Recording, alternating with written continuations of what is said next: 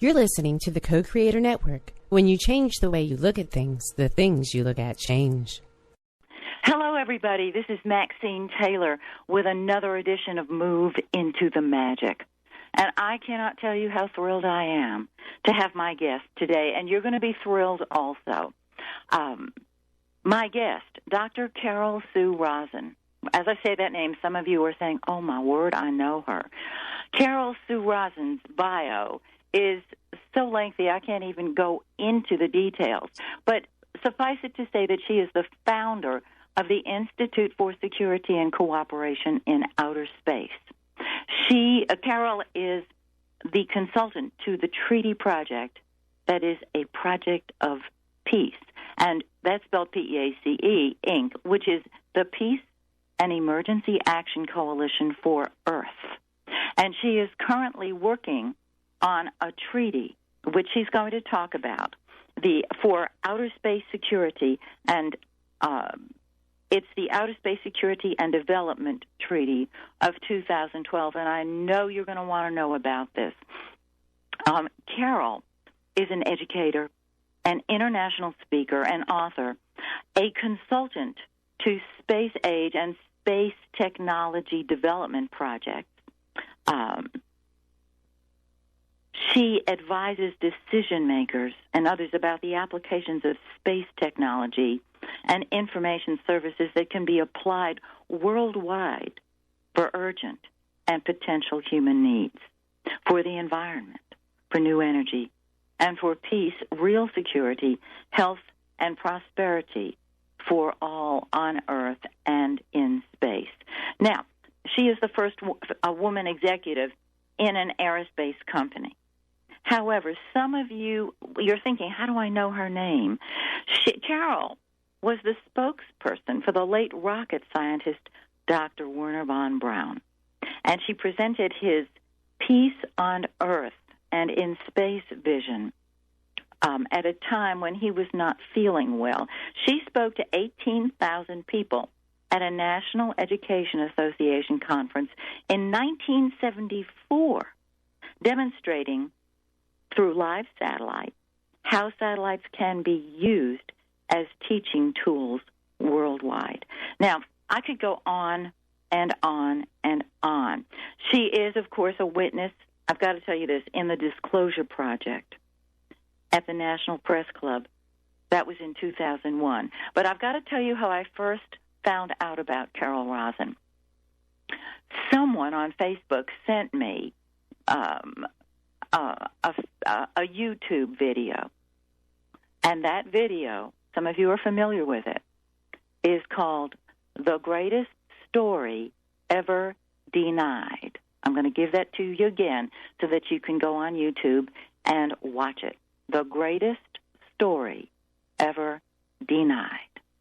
It blew my mind. Now, it's a grainy movie, as very often we find on YouTube. The information is incredible and so timely. So I'm going to stop talking, and I am going to welcome my dear friend, Carol Rosin. Welcome to Move Into the Magic, Carol. Thank you so much, and thanks for creating the magic with all your listeners. We have a journey to go on together that I'm really going to be happy to share with you today. Excellent, excellent. Well, since I found out about you through that mind-blowing YouTube movie, which said so much, will you start there and give us the background and, of course, bring in Wernher von Braun? Well, the journey that I'm mentioning is going to be now about getting a treaty signed to ban all space-based weapons, which sounds kind of technical and boring and war-oriented, which in a way it is. But what it's really about is that journey that you have just begun to introduce, and that is to bring in the cosmos cultures, to respect the wisdom of the indigenous cultures. All of this is in this treaty, the first time ever that the off-planet cultures have even been mentioned in an official document like this. And the ban on space-based weapons will literally allow the entire war industry to transform itself into the space age industry that will enable us to apply technology and information services to solving what we all know are extremely urgent problems on this planet right now of, as you mentioned, human needs, the environment, new energy. All of that exists. The solutions exist, but it's the direction that we're heading into right now is one that's catastrophic. And I think any of us who are experienced life on this planet, know who we are, or are beginning to learn about who we are as spirits in these bodies, having this human experience, are starting to see that we have some important decisions to be made. My exposure to this actually started when I met Wernher von Braun, who's known as the father of rocketry. A lot of people knew him as a Nazi working under Hitler and so on. And I met him when he was a vice president of Fairchild Industries, dying of cancer. He was given only a few weeks to live and assured me that he would live long enough to tell me how the real game was being played, that I was kind of playing as a sixth grade school teacher in my classroom with my students, pretending to be living and working in space, writing letters to world leaders about what the students saw and wanted on their planet. It was a very low socioeconomic area, and most of my children were pretty bad disciplinarian problems, and actually they just wanted to leave the Earth. That's what they decided. So we had created a Spaceship Earth teaching unit where when you walked in our classroom, you were decontaminated at the door with a hairdryer because you were a UFO. And it went on from there, except that it hit the press saying students studying on Spaceship Earth. And I was invited to Fairchild Industries up in Germantown, Maryland. I was teaching in Virginia. And I was to explain to them why teachers were writing to them to see if they could become pen pals, their students to students in space and their students on the Earth. Or could the teachers find out more about what I was supposedly doing in space? The article, oddly enough, failed to say it was a classroom. It was a complete fluke. And wow. Fairchild's building, an educational satellite. So I was brought into the office of Wernher von Braun, and it was a gift. I am obviously not the type that's at a loss for words usually, but I could not talk when I met this German man sitting at the table, and he started pounding his finger on the table saying, "You will come to Fairchild. You will be here in 3 weeks, and you're playing in space. We need to hire a woman in the aerospace industry. They won't close the doors on you, and you are to keep weapons out of space." Well, these were the days of miniskirts. I had never been in any other company except a chocolate bar factory and a beer company on a field trip. And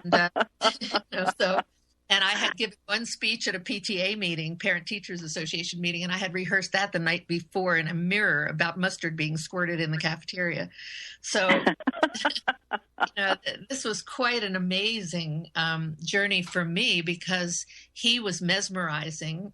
Here was a man dying of cancer who had the vision of going into space to find out who we really are. And as you know, you've had a lot of wonderful speakers on your show. There's a lot of speculation, a lot of interpretation and perceptions of research, a lot of myths, theories, a lot of disinformation, guesses, skeptics. There's across the board, the human ego produces us from so many different viewpoints and experiences. But there's only, as von Braun would say to me, one way to find out the truth, and that is to actually meet the visitors who are coming here, who in the treaty we called the cosmos cultures. And when I tell you about who wrote this treaty, you'll be blown away too. Everybody will be. I am, for sure. And so this whole experience is actually, for me, it tripped off from meeting Wernher von Braun, and through him, I met a lot of other people, including Dr. Timothy Leary, some of you may know, who worked with us in the 60s on mind expansion. And I met Bucky Fuller and Terence McKenna and just so many incredible people, Isaac Asimov, visionaries and scientists who knew that there's another way of living on this planet and who recognize that this is just a little mud ball, and it's being destroyed. Our environment's being destroyed right now. The animals are telling us they're washing up on the shores, and some of us are on inhalers. I mean, we can't breathe. We're getting cancers. It's going to get worse. And there is a solution, a gigantic solution. And what that is our recognition of who we are on this planet. And so through the Disclosure Project, I got exposed to a lot of people who had experiences like mine. Most of us didn't go public. I only went public about a year ago that I have in fact been, quote, visited. I don't like most of the language of it. It makes it applicable to the ridicule factor big time. So most of us don't even talk about that part. But of course, yeah, a lot of your listeners know about it. So it's now the time where we've gotten together to produce this document. And just today, I realized how vitally important it is to speed up the process to get this done, because President Putin, who's now the new president back again in Russia, is deciding whether to work on his own missile defense program. Missile defense now is about weaponizing space. That's the stage at which we are in our evolution. Yeah. And a lot of people will tell you there are already weapons in space. We've already been fighting. Most of that stuff is just lies, or it's past history, or it's twists and selling a lot of books, but it doesn't mean that it's true. And my experience in the complex, in the revolving door game, as that first woman you mentioned that worked my way up into that industry by default, thanks to Von Braun, as a school teacher, child psychologist, that's not where I thought I would be going. But what I found out was the lies that are out there, and some spread by really good people who just don't know, but they've built up scenarios that fit a scenario that they've worked on, built up. They've passed it down through footnotes to each other's books and speeches and tapes and TV programs and documentaries. But the truth is quite simple, really, and the solutions are too. We just needed something real that could be done now, so that we, those of us who are protesting different issues, which is good because it's raising consciousness, which is what this is all about, really, that our awareness of our consciousness and spirits, who we are. And we now have the tool. That's what this, the people that, when you're ready, I can tell you who they are, because I'm babbling along here. But it's... You just go with it, girl. All right, great. Then I'll tell you. We finally decided, what could we do? Some of us who have these enormous biographies, like you mentioned mine, well, the biographies of the men that I called are absolutely incredible. And every last one of them said, yes, I'm going to help write this treaty. Let's get it done. We're going to base it on previous treaties, proposed treaties, like the Russian-Chinese treaty is fabulous, but it wasn't complete enough, and it's stuck in the conference committee at the UN, never to be revived, I'm sure. So we took the previous treaties, new treaties, we took the best intention and wording from them. And the we includes, you mentioned the Peace and Emergency Action Coalition for Earth, Peace, Inc. Well, that was actually founded by Dr. Scott Jones, who is a retired Navy commander with a background in overseas and national intelligence service, an intelligence guy. I met him when he was a senior advisor to Senator Claiborne Pell, who many of us know was pretty far out as a distinguished senator. He was studying things like life after life, and he produced Pell Grants for loans for students. He cared about the ocean laws and space, and he was the first senator to invite me to testify, for the first woman as well, before the Senate Armed Services Committee on this issue. And Scott Jones is just amazing. He's encouraged dialogue among leaders across the world and has a lot of contacts internationally. And he gave us the 501c3. So if people will please contribute to what I'm going to tell you about, which we're just getting ready to announce on your show and at Paula's conference, that people can hear about Paula Harris at starworksusa.com, where I'll be speaking on the weekend of May 18th, that Saturday morning. My only speech this year in a live conference that I've scheduled this year, because we have to work on getting this treaty signed. So one of the co-authors of the treaty then is Dr. Scott Jones. Another is Abe Krieger. Abe, most people don't know about because he's been very quietly 37 years as a business development executive at Boeing Industries, working on space and missile programs. And he even helped put together the Russian-American space project on the International Space Station. Amazing man. These are all people you would think would never be working with someone like me, an activist for peace and love and all of that. But that is who these people actually are, and they're going public. And this is another one of the co-authors of this treaty. Also, Commander Will Miller, who's a retired U.S. naval officer as well, a decorated veteran. He has been an advisor, senior advisor to the U.S. Space Command, the Department of Defense White House staff. He's a senior analyst in counter threat planning, and he was a senior technology support officer at the U.S. Atlantic Command. He served on the advisory board of my institute and of many of us, Dr. Stephen Greer, Leslie Kane, who has a best-selling book out there, Paula Harris, of course, too. He's just an amazing retired military officer, all of these people with such heart to be doing this.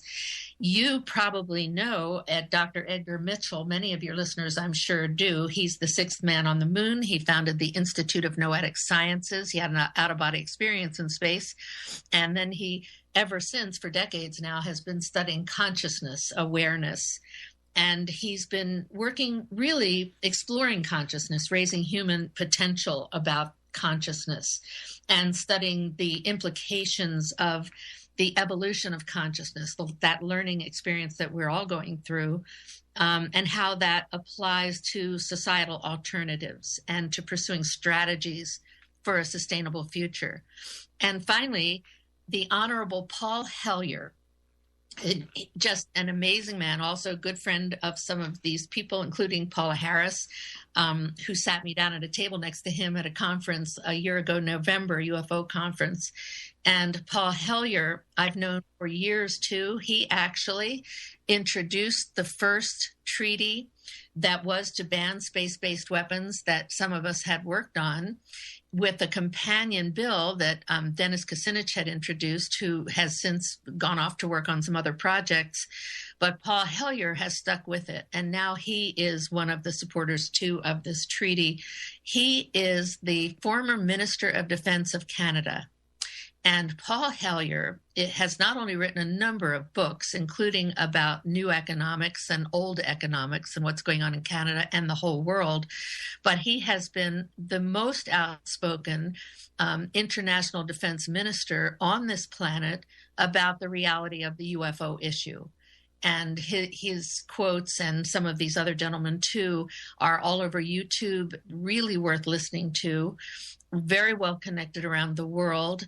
And courageously, these distinguished men have gone public about the reality of the UFO issue with respect for all sacred life, in a way that I hope will be contagious around the world as we begin to introduce this treaty that's main purpose is to ban all space-based weapons, because that's the stage at which we are right now in history. It's about weaponizing space with weapons yet to be imagined by most, from mind control to really a list of them that we did not put in this treaty, because that's distraction. We've learned we don't need any more debates. We don't need any more rewrites of bills or treaties. We don't need any more reports. And I'm really sick of reading the media myself. I only watch Democracy Now! And Free Speech TV, and have done a few little radio shows this year. I'm happy to be doing yours as we begin to introduce the peaceinspace.com new website that's been designed. It's very simple, by Leah Shanley, a volunteer like the rest of us in Australia. She called one day when she heard a talk, and so many people have called to volunteer different services, and she put up the website. And so we now are getting ready to introduce it. I'm going to start putting in some experts who are sane and balanced as best as we can. Good idea. I will be linking to a few people. I put a post to some of the shows I've done, which no one will have to listen to because they're hearing yours. And it's been just an amazing, amazing experience to have put this treaty together after all the things that I have been exposed to, including setting up satellite communication around the world, which I did when I was at Fairchild, and educational programs with Von Braun. Back to him, I helped him create a program called It's Your Turn. And that really is what this is about. Then back in 1974, as I think about it, it was about motivating women, minorities, and youth. Now it's about motivating all of us to see what technology has produced and to steer it, to steer the decision makers or become them And we couldn't just stand outside and chatter about this because it becomes rhetoric. We've heard it all before. And there are thousands of papers written about peace at the United Nations. I'm a World Peace Ambassador for the International Association of Educators for World Peace. And that is another organization out of tens of thousands, probably hundreds of thousands if we really looked into this, that are working on different issues that the United Nations, which, everything has its good and bad points. We're in transition right now, but at least that's an international body. And that's why we're doing an international treaty, that all we need is 9 world leaders to sign and ratify this treaty, and it becomes law. That's how it's been written.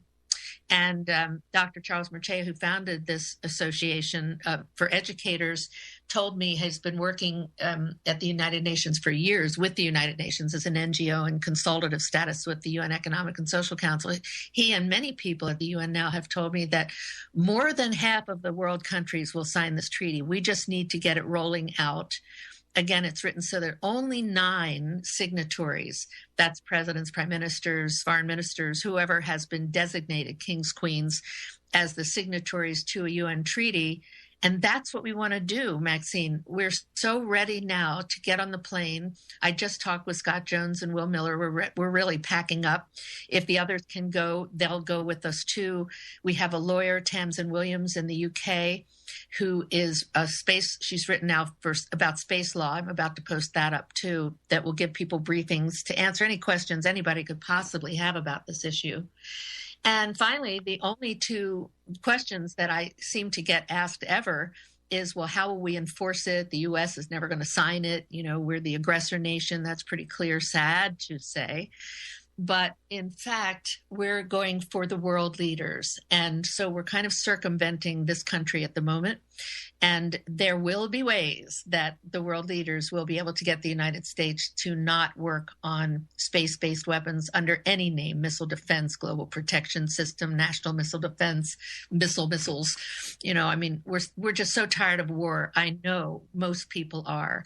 But so the verification is the answer to that question. We can now verify everything that's in outer space. We didn't have that technology when the Outer Space Treaty of 1967 was produced, which really only banned weapons of mass destruction, which isn't even the kind of weapons we're going to have now.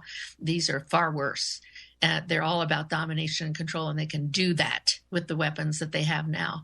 And we don't need them in space. So we know what's in space, and therefore everything can be verified with the technology we have for communication, verification, observation, intelligence. It's all there. And the other question I get asked is, well, what about enforcing it?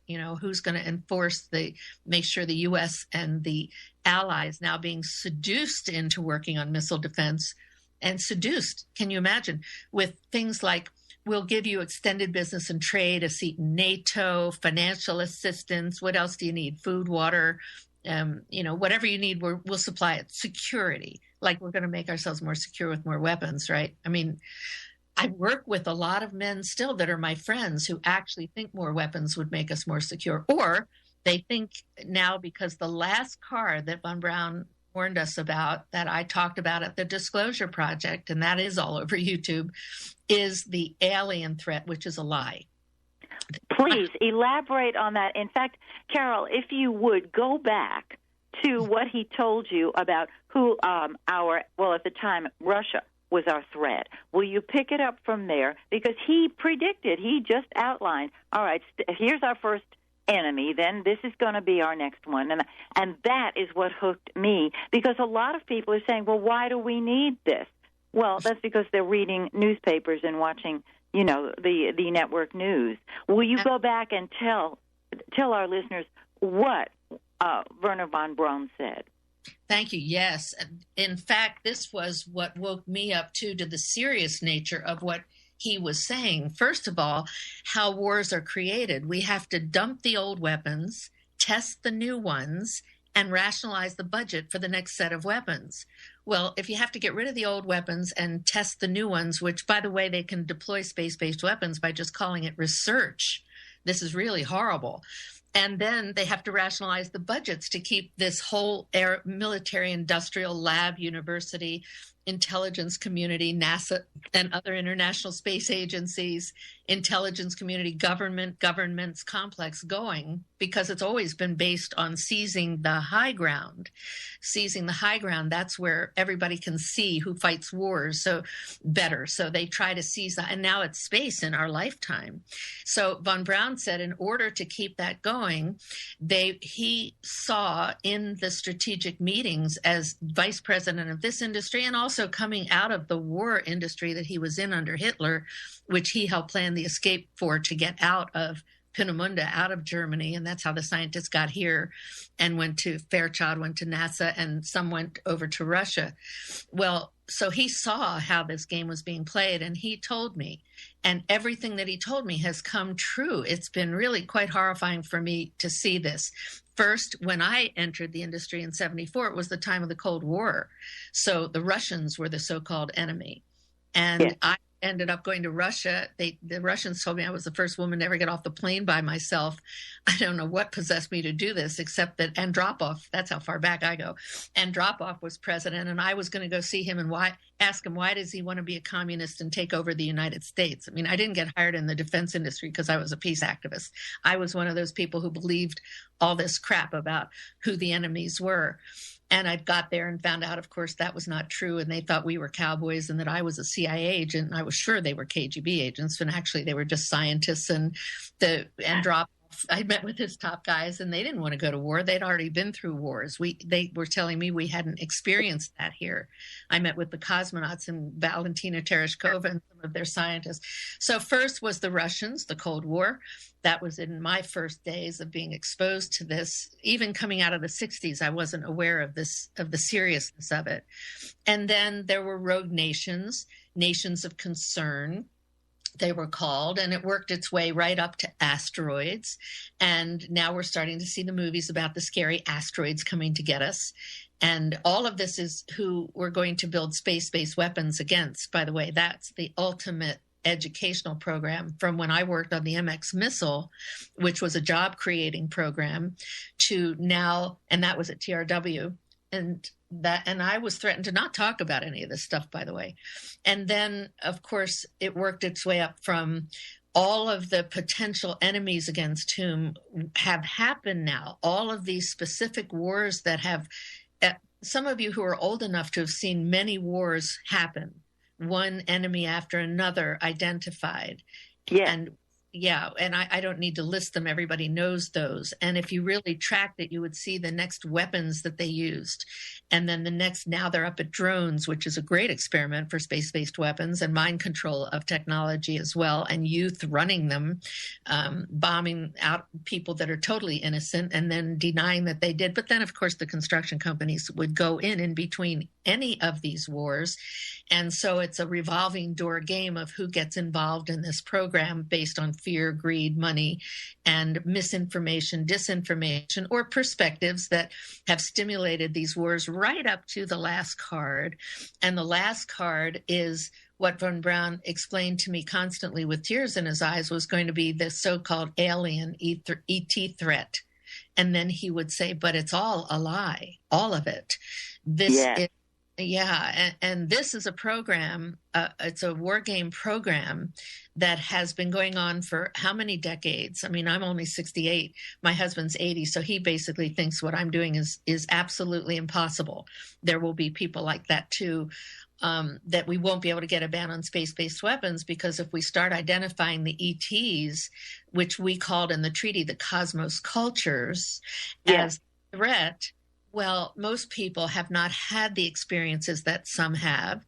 Some people who have had experiences have interpreted them from a fear base, and maybe for a reason. In mine, I was told that there was experimenting that went on. It's too bad that they hurt people if they did, or that people got so scared. And then one of the comments that came to me was, but look what we do to other animals, since that's all more conscious animals. And the fact is, we're all interrelated. We're all coded, cosmically coded. So we're all related, actually, all around the planet, and with our cosmos brothers and sisters, our families, whoever they are out there. We need to find out what our relationship is. But if we start doing what we've done on this planet and call them the evil aliens, and Von Braun told me that there would be a lot of movies that would come out, and darn if there aren't. There are a lot of movies and a lot of egos and a lot of money being made around this subject, and people going around from the left to the right, I must tell you. Good people, including in the ufology movement, including in all the movements, really, either have a fear factor involved in this, or they have been doing research that's based on somebody's interpretation or perspective of history, where they will interpret now or extrapolate some facts that will say, well, what if they are evil? Then we better. And that just feeds the whole war game. There is no if. We're still here. They are peaceful. They're not coming to steal our ovaries and resources. And we need to get a grip on the fact that they have evolved in the universes. The cosmos cultures have evolved. They've come here, shut down our military missile bases, shown us that they can shut down missiles in the air, and they have not taken us over. They're not into domination and control. It's the human species is. And unfortunately, a lot of that emanates right here from the U.S. I moved out of the U.S., but it was worse for me moving out because, as you know, the people with vested interests are moving in around the world and doing the land grabs and so on. And my husband and I suffered quite a bit about over this issue. And we learned that there's a lot of betrayal, a lot of people that you think are friends you can't trust. And so what we're hoping now is that people who have evolved to the point, whether they believe that they're evil aliens or not, whether they even believe that there are extraterrestrial beings or not, if people do not want weapons based over their heads on celestial bodies or craft, and I don't mean the missiles that go up from the ground and through space and down, or the beams, HARP, and so on that go up and come down. I mean, there's a place now, and those of us who have been in the industry know this, where we can ban all space-based weapons. This is the time. The other part of that program is accelerating beyond even my wildest dreams and my experiences. And so we have to act really fast. So what we need to do is ask everybody to please go to peaceandspace.com. I really do not like raising money, but since we have had everything taken away from us, all of us, we need to raise the money, not to get paid. None of us are going to get any money out of this, none. To get 2 documentarians, 3 or 4 of us who co-authored the treaty, to the 9 world leaders.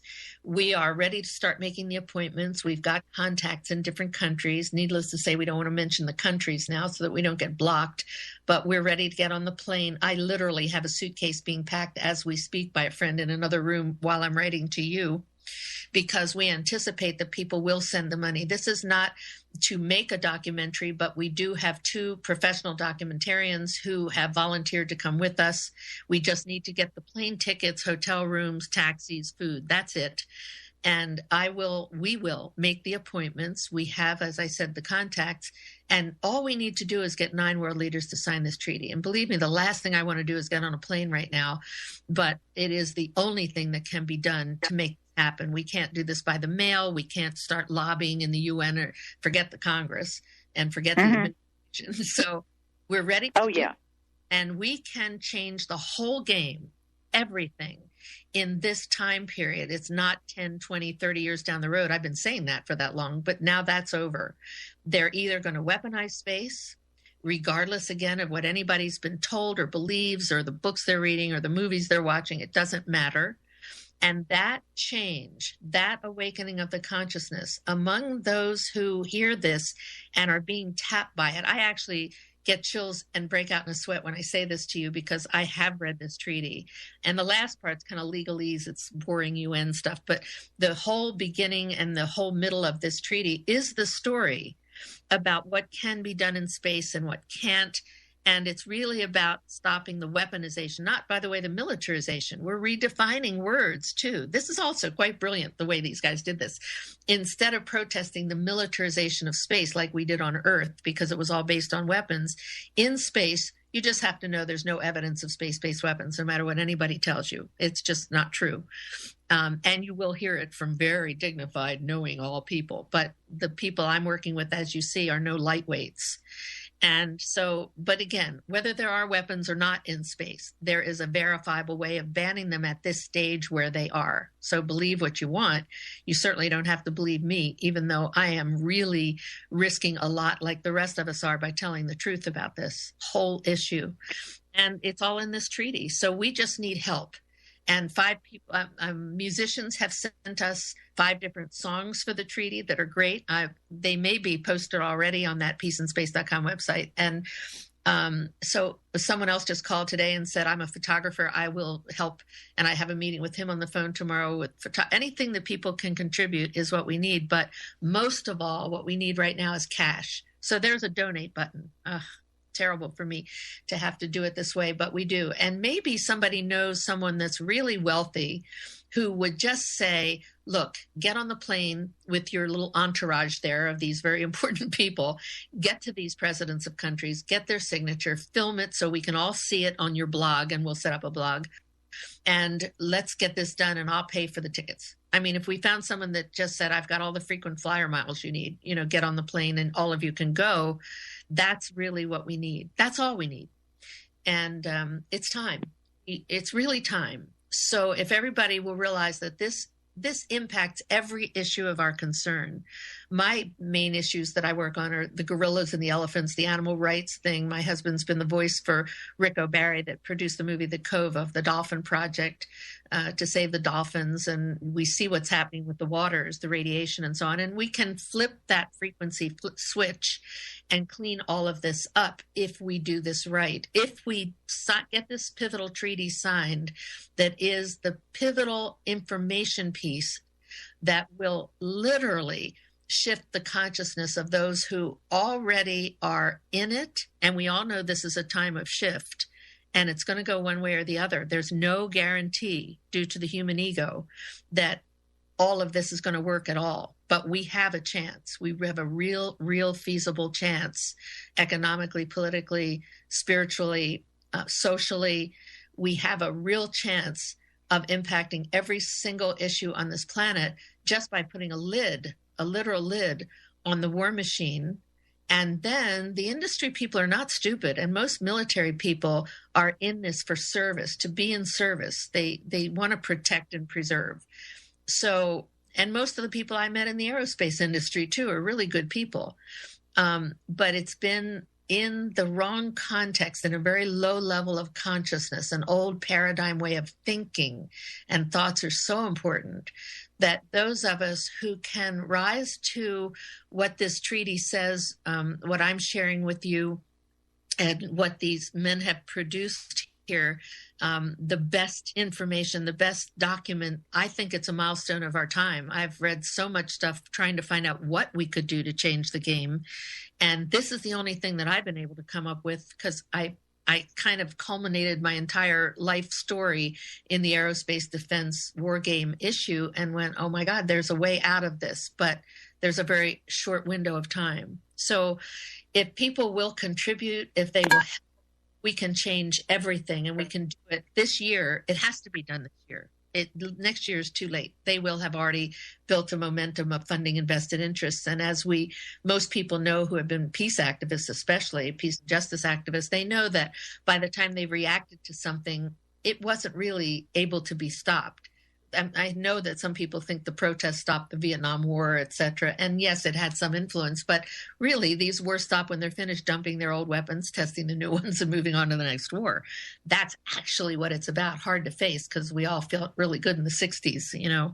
I have newspaper articles on my wall that says war is over, and I want to see that in my lifetime for real and turn this back into the garden planet that we know can be. We know how to be self-sustained. And right now we're doing it out of fear. We're forming communities. We're trying to figure out where we can live And there's no place to be safe. I moved to the Southern Hemisphere. Well, good luck. Now the radiation from Chernobyl and the 29 accidents that took place in Russia that most people don't know about. And now Fukushima. I'm on the West Coast of the USA. My God, and the currents, air, water, what's happening. We can't hide anymore. We must change this game. Our bodies can only adapt so much, even as great a healers as many of us have learned to be, or have learned how to contact people who are. There's a chance. And the cosmos offers us the information, the energy, the frequency of the evolutionary process that has caused the extraterrestrial beings to get into a mode where they are living peacefully, and they've learned how to survive and manifest, demanifest in different dimensions, and come and visit some of us. And that's really an exciting part. It's just time for us to get over the fear and anger and hate. And if you are in it, at least deal with yourself in a state of compassion and healing of ourselves. I go through this all the time because, believe me, I'm pretty angry with some people, and I have been betrayed, and I know that horrible, horrible hurt feeling. And most of us do, if we're even at all politically aware, because we're all being betrayed right this minute. And, yeah.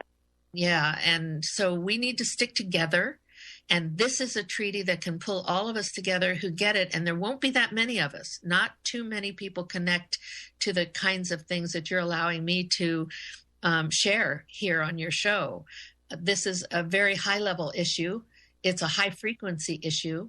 What I've been told by the thousands of people who wrote to me originally when I came back into this country 3.5 years ago, after being out for about 4 years, is that when they read the treaty, either it taps them in a place that raises their consciousness, and just, it's an amazing experience. People have written to me and said that they cried when they read it, or it raises their consciousness. Because look at the guys who wrote this. I mean, this treaty draft is written in a very different frequency from anything I have ever read. It's really extraordinary. It's even just worth the read. I mean, put down the TV for the night, or put down your book, or just when you're in the bathroom. I mean, this is good reading material.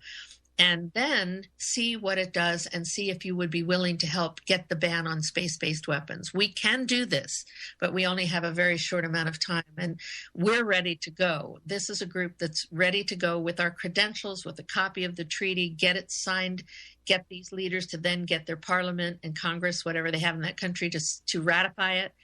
And we'll film the signing of it. We'll make that available to everybody. We'll stick it right on the internet. And we're just ready to go. We don't need to raise money for it. We just need the tickets and the hotel rooms, basically. We'll bring granola bars. I mean, we really just need to get there. So we're ready to make the appointments. And please, if anybody is getting tapped by this, line us up with a couple of wealthy people, and also send your checks now, because as soon as we get money in the bank, we're going to start making the appointments and actually get the tickets and go. And we're ready. That's why the only speech I'm giving is at that Paula Harris's Starworks symposium, May 18th weekend in Texas. And I just think that we have a chance, and I thank you so much, Maxine, for this opportunity to share it. Oh, Carol, it is my pleasure. I have goosebumps on my goosebumps as you're talking. I'm just vibrating to every word that you're saying, and I know I'm not alone. I know that there are so many people listening to you now who are saying, okay, how can I get involved? Once again, if you're listening and you want to become involved, you just make it your intention that you are involved, and you can contribute by going to the website peaceinspace.com. If you want to email Carol Rosin, spacetreaty@gmail.com is her email address. And Carol, as you were talking, I couldn't help but think, okay, you're going out of the country. You're not going to involve the United States quite yet, because we really have been about war. In fact, so much of our income is based on war, armaments, etc. When this treaty is passed, and I'm not saying if, I'm saying when when this comes to fruition, the foundation of our economy, we were formed as an agrarian nation, but we're not, the way I look at it. What's going to happen to our armament, our war economy? You know, this is so exciting. This question is the best of all of them, really, because we all know it's based on that consciousness of the economy. And we all know that if I make this pen in my hand right now worth money and I say to you, can give me $5 for it, or give me 40, or give me 300, I put the value on that pen. So we've made this money thing, and now the money system is so crazy around the world that it's collapsing in different places, which is great for us. It's not good for our pocketbooks, and it's certainly not good for the people on the street. I'm a volunteer with the community emergency response team here, and I've worked with the homeless people around here too. I'm trying to put my time in on every level that I can.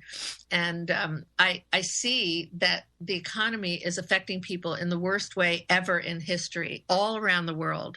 We're pretty familiar with what's going on in the States, but boy, it is bad if you travel to the developing countries and you see dead people along the roads like many of us have. And it's going to get worse if we don't change that viewpoint towards economy. But what I've learned is that we can surround the Pentagon and hands and put ribbons or put paint everywhere, confront people. It isn't going to change it. And the military industrial complex is not going to disappear. It's just not. You have to walk into some of these expos and see the displays that, as you're saying, actually display in expo form, in animated form, the new weapon systems. And then if you hear the guys in that complex talking, they'll say, oh, we have no plans to weaponize space. Or there are already weapons in space, so go home, it's too late. Anything that you'll believe is what, anything will be said and done to convince you to continue that old economically based war game. Some people even call it the permanent war economy. It's not permanent because we're going to change it. And how will that change? First of all, I just a couple of days ago got a box of books from NASA that are free called Space Spinoffs. For years, not just back to Teflon that we got out of the space program. And I'm going to write this up now so that people can start to read it, and I'll share it on the website. There are so many things that can be done in the aerospace defense industry, in that complex, that are beneficial to the planet. All they have to do is take the mandate away that has been what you're referring to, that old paradigm way of thinking that's been based on war. So if we ban weapons from space, they cannot then fill the vastness of space with weapons, which is what they're getting ready to do now that they've saturated this planet. If we were to ban space-based weapons, if we were to end wars, what would happen to the economics? That everything will change, as you were saying. And that includes from our awareness of who we are religiously, economically, in terms of security, the environment, the knowledge that we have for healing. Everything will change for the better when we meet the cosmos cultures. That's for sure. And many of us who have been in contact know that. If many people know it intuitively. And of course, the range of the human ego reaches right down into the lowest levels of consciousness that are based on fear, anger, hate, separation, the illusion of our separateness, and so on. But there are many, many, many people who more and more are evolving, and people all over the world who are suffering. So there's so much suffering and destruction, and there's so many people out of work and wondering what to do with their lives and what in the world do we do with the children, not to mention the over 500 million orphans on the planet. Oh, my God, yes. Well, now, Carol, in the time that we have left, I wonder if you would feel comfortable addressing this. Absolutely. You mentioned, and I don't want you to do anything that you're not comfortable doing. You had mentioned, of course, that a lot of people have been visited, and you mentioned that you had been visited as well, and that you know for a fact that these are loving relatives of ours, loving people who do not war. Did they leave you? Did they give you a message or insight that might be helpful to us at this time?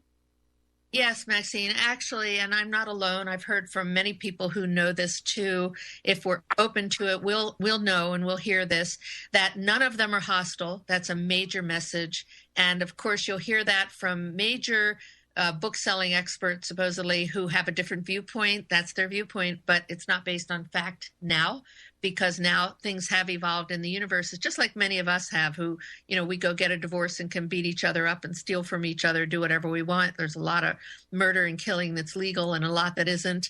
And this planet's been pretty screwed up because we haven't gone through that eye of the needle yet to evolve our entire species, but more and more have.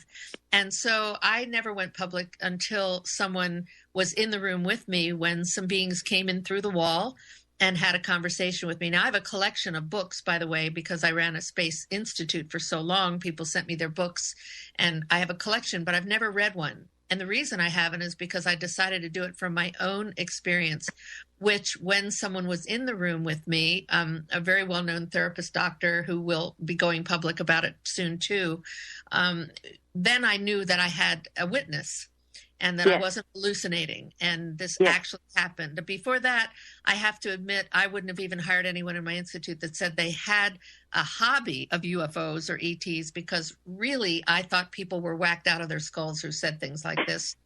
And, I thought that when I was getting messages that it was just my own mind or my intuition, which probably a lot of the time it was, but I was being told constantly information that there's no way I could possibly have known.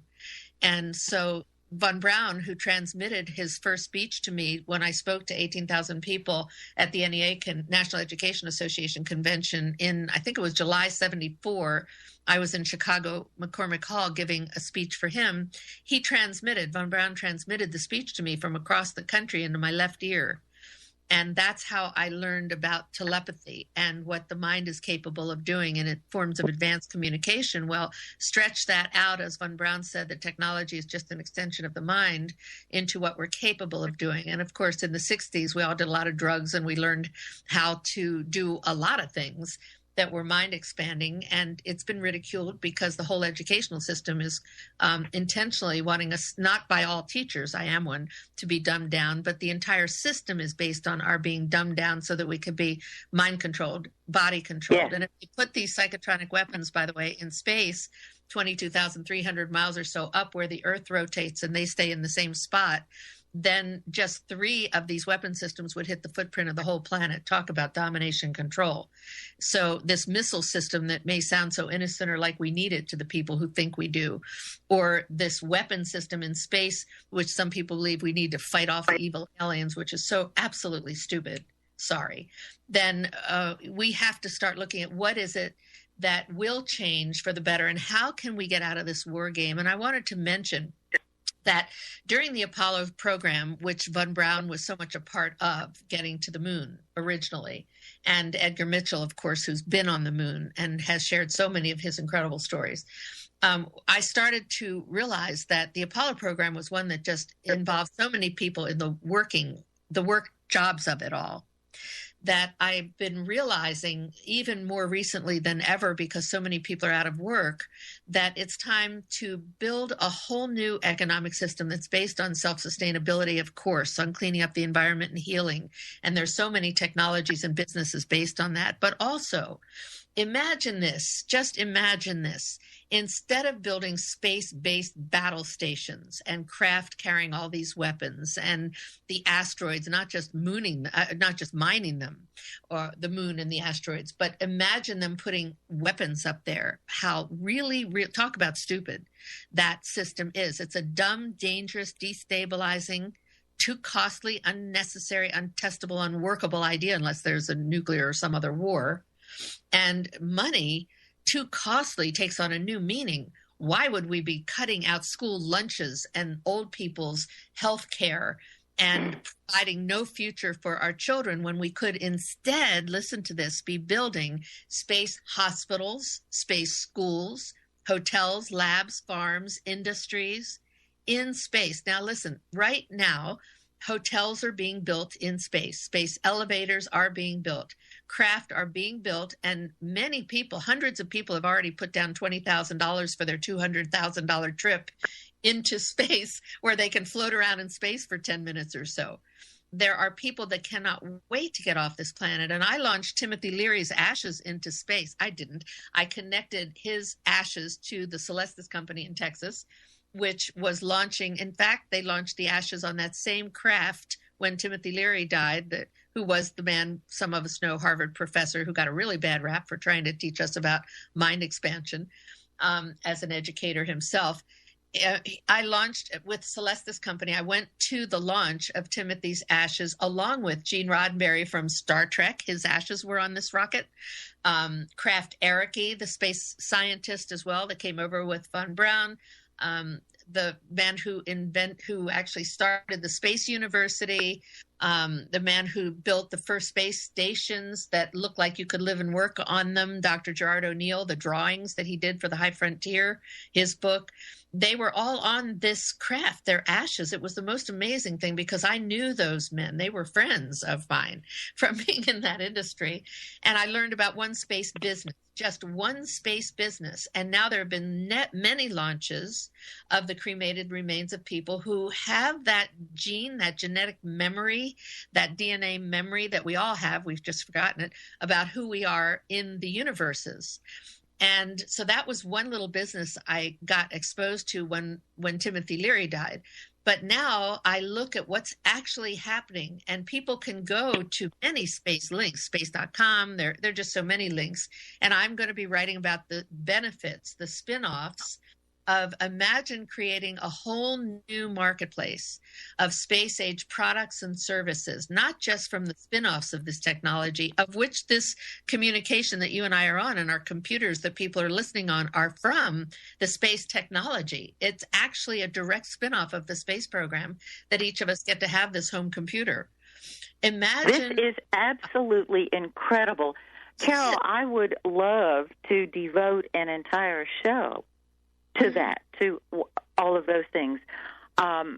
We have run out of time for this show, but I want to invite you to come back and do another one just on the things that we started. I mean, we've just this is the tip of the iceberg. I want to talk about all of the benefits that we're going to be living, all of the incredible progress that we're going to be made. So will you come back?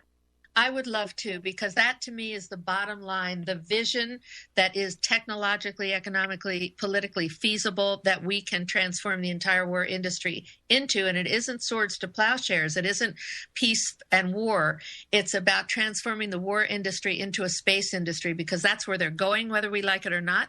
And we have one chance to transform it. And the guys in the complex want that to happen. Most of them, they're more interested in either they're finding out how to provide a security system or how to provide a college education or food for the table, or create a job with a new marketplace of products and services that can be applied directly to solving the problems on the planet instead of creating more. And this is the bottom line. This is the pivotal issue. It's all in the treaty, and I'd love to come back. Thank you. Okay, we will do that. For now, this has been a most mind-blowing show. I hope that everybody has enjoyed it. This is Maxine Taylor inviting you to join me again next week when once again we move into the magic. Until then,